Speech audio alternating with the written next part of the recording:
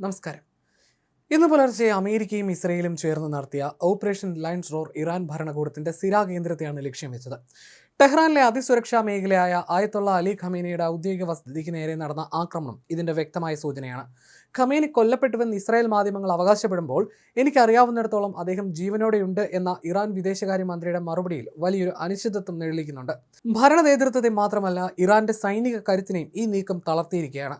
പ്രതിരോധ മന്ത്രി അമീർ നാസിർസാദെ, IRGC commander Muhammad പക്പൂർ എന്നിവരുടെ മരണം സ്ഥിരീകരിക്കപ്പെട്ടാൽ അത് ഇറാൻ സൈന്യത്തിന് നികത്താനാവാത്ത വലിയൊരു നഷ്ടമാണ്. ഇറാന്റെ ആണവ മിസൈൽ പദ്ധതിയെയും വരുംകാല സൈനിക നീക്കങ്ങളെയും ഇത് സാരമായി തന്നെ ബാധിക്കും. സൈനികമായ ആക്രമണത്തിനൊപ്പം ഇറാനിലെ ജനങ്ങളെ ഭരണകൂടത്തിനെതിരെ തിരിക്കാനുള്ള നയതന്ത്ര നീക്കവും അമേരിക്കയും ഇസ്രയേലും നടത്തുന്നുണ്ട്. നിങ്ങളുടെ വിധി സ്വന്തം കൈകളിൽ എടുക്കുക എന്ന നെതന്യാഹുവിന്റെ സന്ദേശവും സ്വാതന്ത്ര്യത്തിന്റെ നാഴിക അടുത്തിരിക്കുന്നുവെന്ന ഡൊണാൾഡ് ട്രംപിന്റെ ആഹ്വാനവും ഇറാനിലെ ഇസ്ലാമിക ഭരണകൂടത്തെ അട്ടിമറിക്കാനുള്ള പരസ്യമായ നീക്കങ്ങളാണ്. ജനങ്ങളുടെ വീടിനുള്ളിൽ തന്നെ സുരക്ഷിതരായിരിക്കാൻ നിർദ്ദേശിച്ച ട്രംപ് ആക്രമണം കഴിയുമ്പോൾ അധികാരമേറ്റെടുക്കാൻ അവരോട് ആവശ്യപ്പെടുന്നത് വരാനിരിക്കുന്ന വലിയൊരു രാഷ്ട്രീയ മാറ്റത്തിന്റെ സൂചനയുമാകാം. അതേസമയം ഇന്ന് ഇറാന്റെ ഭാഗത്തു നിന്നുണ്ടായ അപ്രതീക്ഷിത പ്രത്യാക്രമണങ്ങളെ തുടർന്ന് പശ്ചിമേഷ്യ വീണ്ടും ഒരു വൻ യുദ്ധത്തിന്റെ വക്കിലെത്തിയിരിക്കുകയാണ്.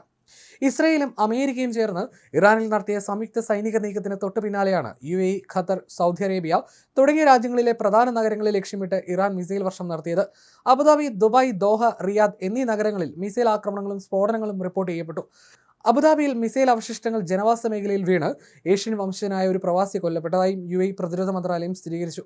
അമേരിക്കൻ സൈനിക കേന്ദ്രങ്ങൾ സ്ഥിതി ചെയ്യുന്ന നഗരങ്ങളെയാണ് ഇറാൻ പ്രധാനമായും ലക്ഷ്യം വെച്ചത്. അബുദാബിയിലെ അൽ ദഫ്ര എയർബേസ്, ദുബായിലെ ജബൽ അലി പോർട്ട്, ദോഹയിലെ അൽ ഉദൈദ് എയർബേസ് എന്നിവ ഇതിൽ ഉൾപ്പെടുന്നു. ബഹ്റൈനിലെ അമേരിക്കൻ നാവികസേനയുടെ 5ാം കപ്പൽപ്പടയുടെ ആസ്ഥാനത്തിന് നേരെയും മിസൈൽ ആക്രമണം ഉണ്ടായി.